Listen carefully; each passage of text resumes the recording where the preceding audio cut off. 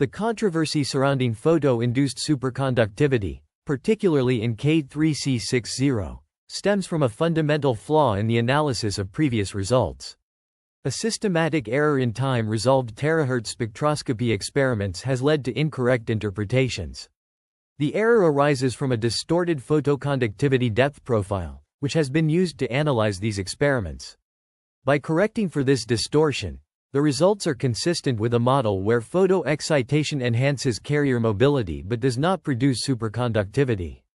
This corrected interpretation suggests that the observed photoresponse can be explained by an increase in carrier mobility, rather than a transition to a superconducting state.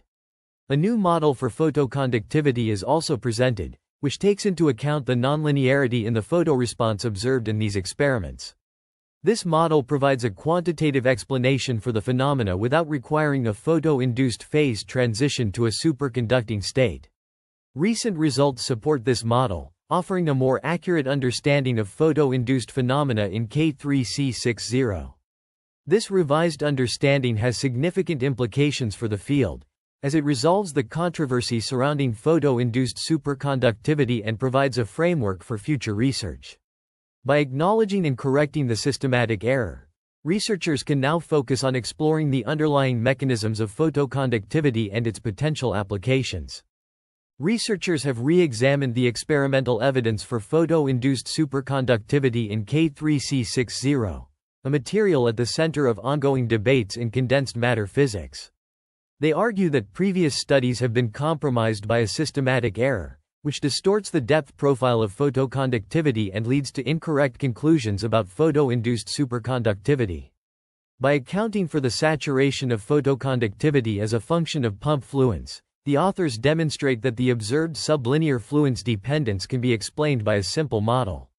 This model indicates that the actual surface conductivity, Ds, is smaller than previously reported, and the apparent enhancement of carrier mobility is an artifact of the analysis procedure.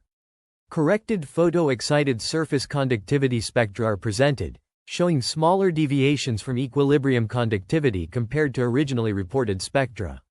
These corrected spectra can be fit using a Drude-Lorentz model, suggesting a more moderate enhancement of carrier mobility.